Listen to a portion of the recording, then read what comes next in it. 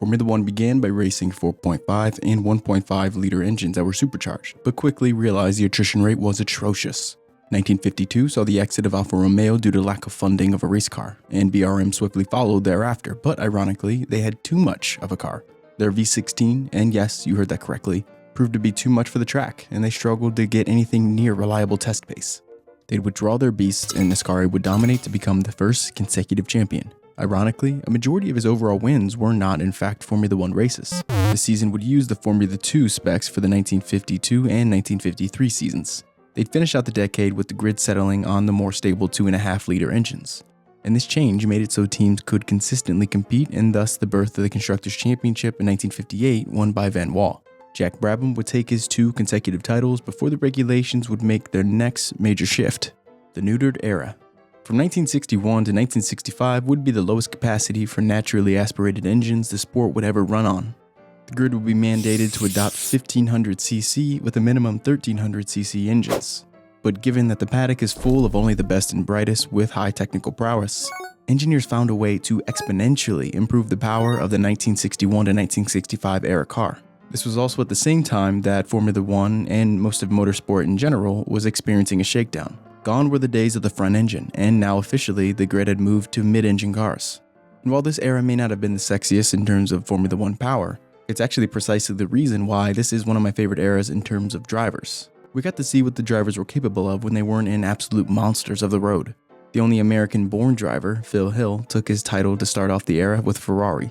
John Surtees added more hardware to the Ferrari trophy case as he would split a pair of Jimmy titles from 1963 and 1965. But the ego and image of Formula One was taking a hit. It was pretty much an open secret that sports cars packed a bigger punch than Formula One at that time. Change was needed, and change they got. Doubled the capacity and natural aspiration to 3.0 liters again. It was time to take Formula One to the next level. 1, 2, 3. The expansion era. The doubling of the engine capacity made the power disparity quite large. Jack Brabham would take his 3rd World Driver Championship in style in his eponymous BT20. And as such, famously, he remains the only driver to have won in a car that he himself made. The Repco 3.0 liter engines would take the title the following season as well, with another Brabham title, but this time to the New Zealander Denny Hulme. And it was anything but a dominating campaign, as Jim Clark single-handedly would match the reigning Constructors' Champions win tally combined. And more proof would rest with the fact that Hulme would be one of 2 drivers to win a title and never take a pole position that season, with Lauda's 84 driver's title taking the other spot on this exclusive list. Up until this point, the cars seemed to be developing at similar rates, but major innovation was still on the horizon. Enter the Cosworth DFV, one of the most winningest engines in the history of all of racing. A Ford engine would win every single title from here until Niki Lauda's first Ferrari season in 1975. Ferrari would respond with a run of their own. Between these 2 juggernauts, no other engine would win a Constructors' Championship for 16 long seasons. In all, the era would host 12 Formula One seasons and would begin with a number of notable results, like Rodriguez would earn Cooper their final win, Gurney took his only win in his Eagle, and it would be Brabham's final title. And in this era, Lotus would take the lion's share of championships across a dozen seasons. The Lotus 72 was reported to be approximately 12 miles per hour faster than the highly successful Lotus 49 chassis, which was responsible for 2 Constructors' Championships, a runner-up, and a 3rd place. Between these 2 cars, Chapman's innovations, and the drivers he would employ, the recently relocated Norfolk team would run the table from 1968 to 1973, winning all but a pair of those championships. But by the time the era started to wind down, Ferrari grabbed hold of the trophies with both hands, snatching doubles in 75 and 77. And at that time, really, there was no stopping Niki Lauda. It would take a life-threatening, near-fatal accident to slow him down, and that only kind of did the trick. I mean, the man had to literally catch on fire for his results to be disrupted in any way. And even then, he nearly pulled off something unthinkable to win the season, despite missing 2 of those races. And this is a great story all on its own, but for now, we'll leave it at that. Who knows? Maybe we'll talk about that very, very soon. But it was clear, Lotus was on the cusp of something great yet again. I mean, just look at the results of the 1977 season. Mario Andretti would actually win more races than the eventual champion of Lauda. But little did the racing world know of the top-secret skunks work project that Chapman, Wright, and Rudd had up their sleeves, with the design of the revolutionary Lotus 79. Overall, this era was very important for Formula One, thanks in large part to how good of an engine the DFV proved to be. It would allow smaller teams with a shoestring budget to come up with a chassis that could race. The grid would operate and remain free from any major shakeups for the majority of that era until Renault would finally successfully run their 1977 turbo engine. A massive wave of technical changes was on the horizon. Formula One was about to re-emerge from technical stagnation, the ground effects era. And thanks to the latest boom in the sport, it would now need a touch of professionalism, despite the fact that at this point in time, F1 was more or less the show that we see today. But it still lacked many standardized principles as a business. Amidst the ground effects era was the official introduction of the FIA Formula One World Championship branding, as well as the 1981 Concord agreements. 1981 was also the first year that the 4-stroke piston engine would become standardized. And as mentioned, further instances of standardization included that DFV. And in an effort to actually show you rather than just tell you, let's look at the 1978 grid and the power distribution to help illustrate the point. Here are 10 teams that at least managed to score double digits in the Constructors' Championship. All of these teams, aside from 3, were using the Kazi 3-liter V8. And this set Lotus up perfectly, the masters of disruption and innovation. And further relying on their technical advantage, Lotus was able to mount a championship season that would forever change Formula One and have footprints even still today in the current era regulations and also the pending ones. And this wasn't really that new. Lotus was responsible for a number of firsts in the sport with an incredible list of innovations which include, but are not limited to, the Lotus 25 being the first fitted with a monocoque chassis. Another, and arguably the most important innovation of Chapman's legacy, that was the Lotus 49. This revolutionary challenger was designed in such a way that it integrated the engine as an active piece of the car's chassis performance, rather than just simply an innocent bystander bolted to the chassis itself. It would be one of the most cited influences to modern V6 racing by a notable engineer of the turbo hybrid era who was just 8 years old when Chapman deployed this design of the 49. Remember this for later. And to add even further to this list, you have the 72 and the 79. Both cars would go down as game-changing designs and revolutionary to the sport. They would be fitted with features that were far ahead of their time, like the side pod mounted radiators for the 72 and the 79 sporting ground effect technology that made the car untouchable. Over the next 5 years, Lotus would only capitalize on the game-changing technology for a single title, but the car made such an impact that teams got to work immediately copying the design. And all good things must come to an end. In this fairy tale, the ground effects era would be no different. Progress on these aerodynamic principles, which were illegal at the time, they were stopped dead in their tracks by the regulatory body. The cars and the cornering speed were getting dangerous, and the teams were exploiting the technology, and it would continue to put drivers in harm's way at a much higher rate. But maybe it's not the end of the world. The teams would now shift their focus from aerodynamics to power, and this shift was incredibly important to what was about to happen next, the turbo era. The 1983 ordering of cars to be flat on the underside immediately shifted the focus over to turbo engines. Fittingly, Nelson Piquet would christen the era with the first ever championship won by a turbocharged car in the sport's history. And Ferrari were yet again on the move, coming off a very tumultuous ebb and flow from champions to outright backmarkers and back again, raising the trophy in 1983 as a team in their own V6 turbo.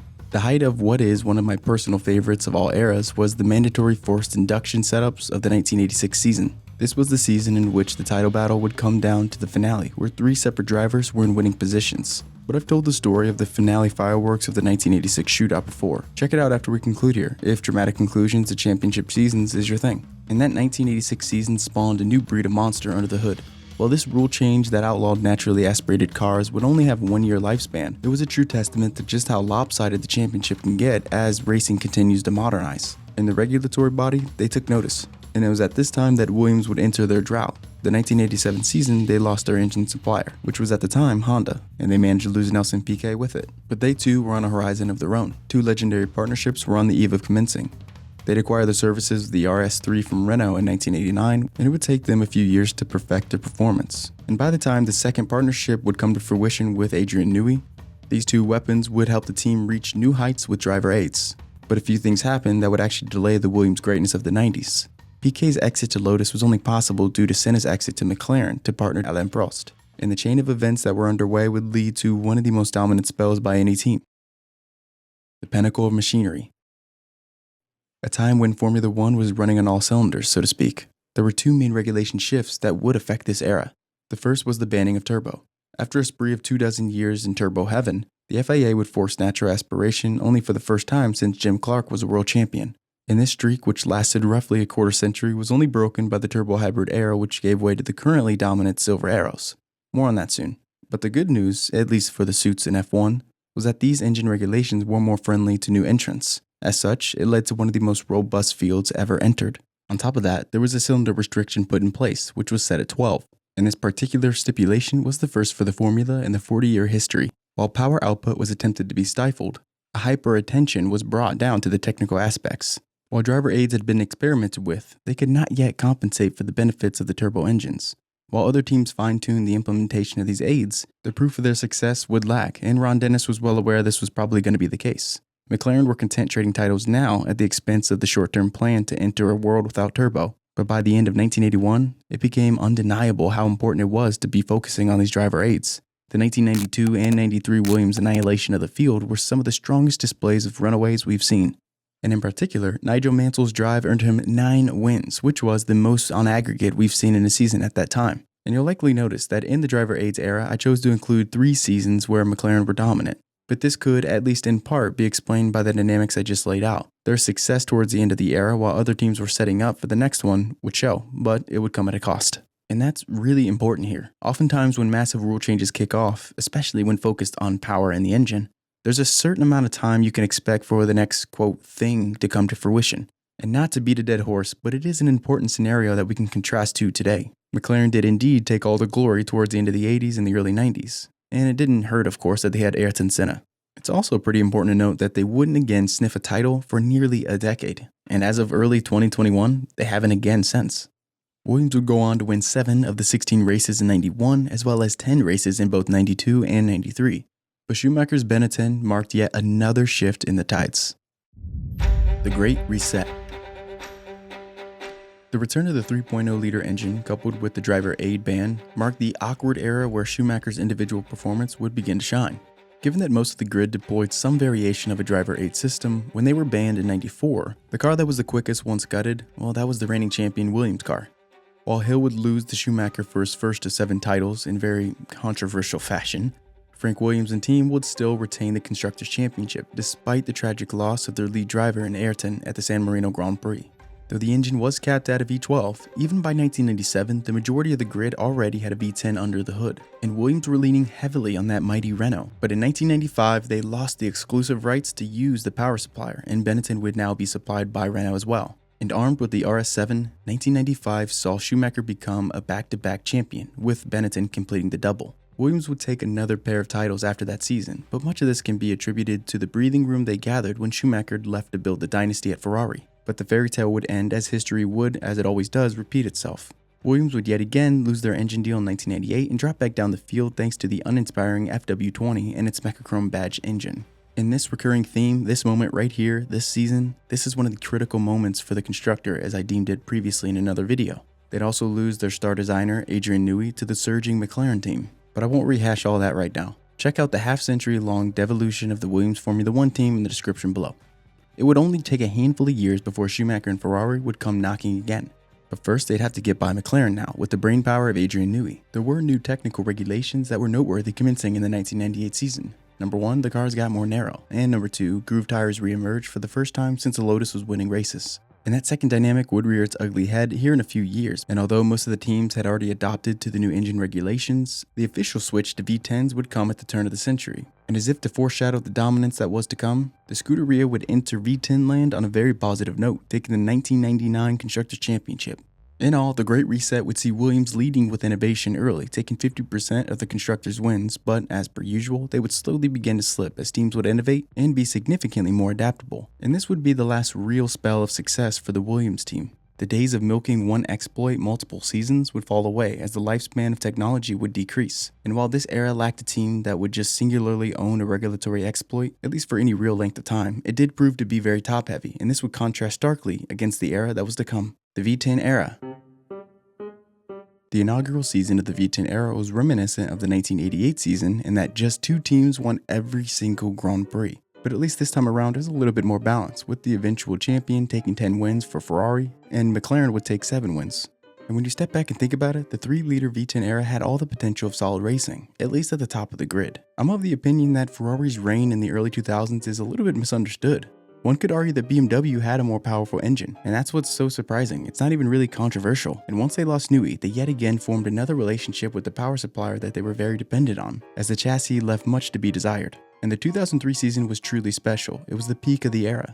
Williams and McLaren would hit their stride finally. The teams, led by the young talents of JPM and Raikkonen, were actually keeping pace with Schumacher, relatively speaking. They'd both also notched their first wins of their career, but it's a remarkably tall order to ask them to compete with a driver who was on the verge of breaking El Maestro's nearly half-century-old World Driver Championship record at 5 titles. While 11 points separated 3 drivers, the details reveal a young Raikkonen with scary inconsistency was almost Schumacher's undoing, despite winning 5 more races than the Finn. The 3 retirements for JPM and Kimi would be the major headwinds to their ability to challenge. But this was as close as really anyone got in this era. You never really felt that anyone got the drop on Ferrari, a team that was sound not just in the driver and car, but also their personnel. And of course everyone knows of the Dream Team, but this would extend far beyond that, as some of the most iconic names in motorsport would all fall under the Maranello umbrella during this reign. And I think I've identified that precise moment that was the unraveling for both of these teams. Midway through this era, the technical regulations would shift to ban both automatic gearboxes and launch control. With the regulations exposing the cars more and more to the bare bones of what they really were, the desperation to find some way to uproot Ferrari's dominance led to some overzealous designs by both of the previous year challengers. Here's a couple examples of what I'm talking about. For Williams, the problem was the walrus nose. This massively disappointing gamble on the FW26 would mean a crushing defeat in a season that could have easily went the way of Williams. And as for McLaren, the MP4-18 was their downfall. The beating Schumacher put on the field in 2002 led to Ron Dennis searching for innovation. The design that came out of this era witch hunt was the horror show of the MP4-18, a car so bad, one that failed crash tests and out-of-control cooling problems, the team shelved the design. Having figured it wasn't good enough for 2003, McLaren decided to develop the 18 for 2004. What could go wrong? Everything. That's what. Everything. Building on the 18's principles, the MP4-19 never finished above P5, and it was in the points 39% of the time. And by France, the team decided to throw the towel in on the design. And with the old car scrapped, an entirely new car was made, the MP4-19B, and it would be responsible for 75% of McLaren's entire season total. Kimi notched 4 podiums and a win even. The history books will unanimously depict a clinical performance by Schumacher, winning a baker's dozen races, matched only by Vettel's impressive 2013. And what's more, the F2004 retired a grand total of 2 races, neither of which were mechanical. But Kimi's run, especially there at the end of 2004, would prove to be no fluke. He and rising Renault superstar Fernando Alonso would leave the grizzly old vet behind the following campaign. And while technically still a part of the era, 2005 would feel like an entirely new season, but the FIA's fingerprints would be all over this one, with a very bizarre rule that would ban tire changes throughout the season. This change, along with a few others, would give rise to a new champion in Fernando Alonso, and this would break a stretch of time where Ferrari looked untouchable. Over the course of the V10 era, Ferrari were responsible for 67.1% of wins, 68.8% of podiums, and 58.8% of pole positions. The Michaels' dominance over this time period was emphatic, and it speaks to the power of having institutional knowledge of a race team carry over. Now, it must also be stated that both of the challenging teams made some strategic and technical decisions they'd soon like to forget ever happened. That in no ways aimed to dilute what Ferrari did, but it would be irresponsible not to call out the crucial errors from the likes of Williams and McLaren. But 2006 was yet another change in F1. Thankfully, the tire change rule made its exit, but more importantly, after 6 seasons with the mandated V10 engines, further engine changes were on the horizon for the grid. The V8 era. Renault would take a page from Ferrari's book and begin a run of their own that would be cut short by Alonso's move to work for Ron Dennis in 2007. Given how extensively I've covered the transition from the V8 to the V10 era, I'll spare you another retelling. The rest of the V8 era was under a freeze to accommodate waning outlooks on the viability of the sport. The FIA cleverly dubbed this engine homologation. It would begin in the penultimate round of 2006 and all the way through into the implementation of KERS. Additionally, a 19,000 rev limit was put into place. The diversity of power on the grid was astonishing, with at least 5 different engines powering at least 10 different teams throughout the entirety of the era. And this alone would give way to riveting championship battles that went down to the wire. But it would also be the source of a very top-heavy Constructors' Championship. Keep in mind, the points allocation is still 10 through 1 point awarded for the top 8 finishers. The 2007 season also ushered in the banning of traction control, another moving part of the story that disproportionately affects the slower end of the field. It also saw the tire supplier market shrink to just 1. While not the flashiest of titles, Ferrari did take 2 of the contested 3 championships as a team this era, with their only loss notched in the closest Constructors' Championship in the history of the sport, as measured by percent change in points. The KERS era. The global financial crisis led to the withdrawal of BMW and Toyota, but ushered in the return of the Cosworth engine. But a return to slick tires, as well as the introduction of the KERS system, would massively shake up the grid. Engines were also further tuned down to max out at 18,000 revs. The new Braun GP team had adapted best to these new stringent regulations, and proof of this would be Button racking up more than double the points of the next nearest car that wasn't his teammate. And while the season did feel a bit like a one-off, it was an incredible season to watch nonetheless, and to this day is still one of my favorite season reviews. Another change to the point system would have an impact on the allocated spread and the subsequent championship margins, which can be seen today with the awarded amounts ranging from 25 for a win to 1 point for a P10. And the rest of the year was all Red Bull. But I've been informed that winning 4 straight titles isn't that dominant. The comment section of the 2010 and 12 season reviews is full of good conversation about the definition of dominance and what made these seasons so special. But I'll let you be the judge of that.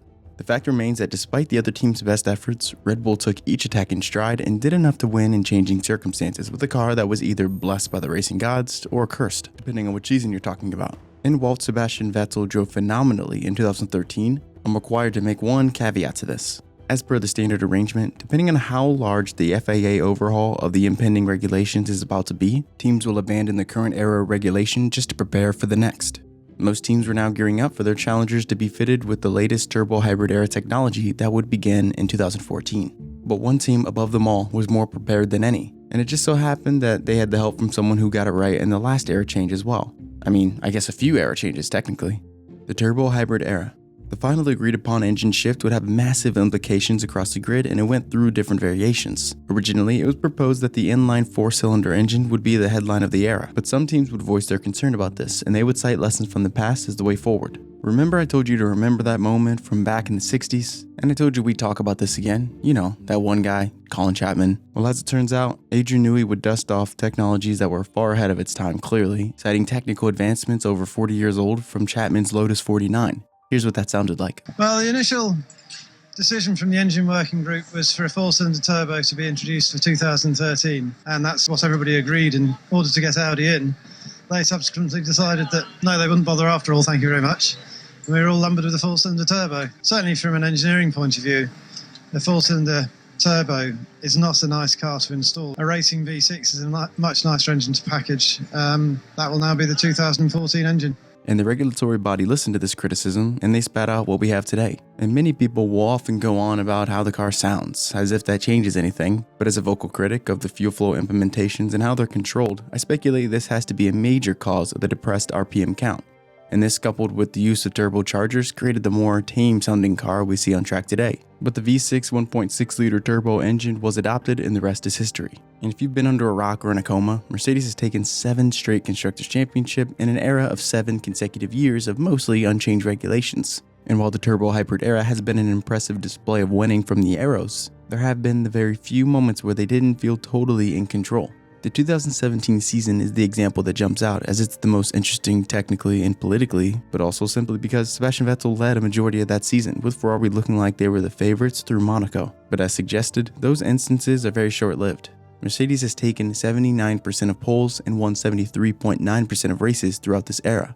I've already performed a numbers-based exploration comparing the most dominant F1 stretches, where I covered just how dominant Mercedes has been if you're into that sort of thing. But to the uninitiated, here's a 10,000-foot view of what the past 7 years has really looked like. On aggregate, the Arrows would take 4,804 points of the 5,951 available to them, and this calculates to an 80.73% of maximum available points seized upon. With respect to how other constructors have performed across eras, this is astounding, and yes, this does account for the point system changing over time. Now, having said all that, it's no surprise that I've concluded in the past that the turbo hybrid era has been one of the most lopsided of all of F1 racing.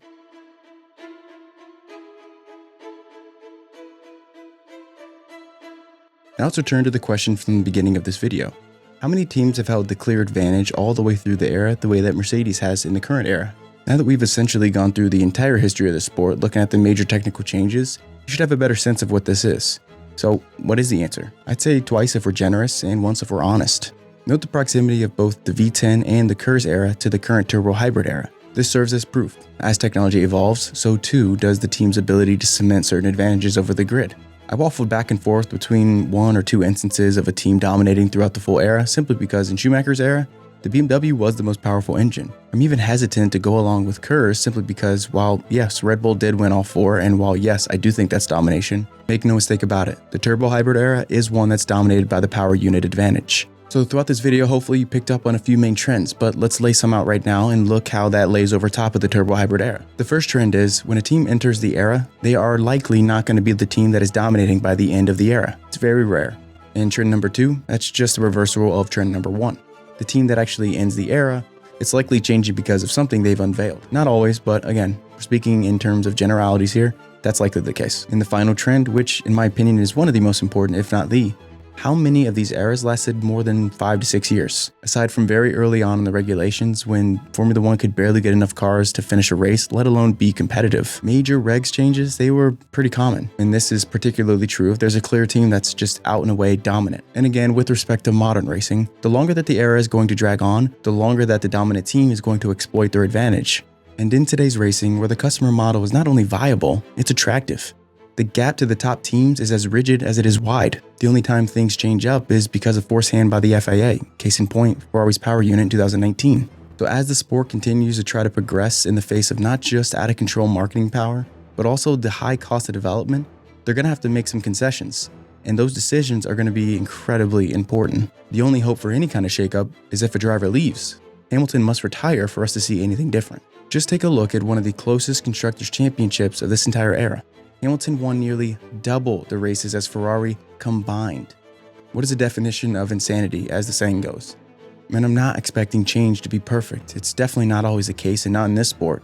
But it does give the teams and their geniuses on the technical side some breathing room to work their magic. V0 first and jump out. Yeah, bring back the V12. So that's what Seb meant, right? I doubt it. He probably just longed for a time that better embodied the spirit of Enzo, a love for the powerful engine. Simply put, a louder time, a simpler time.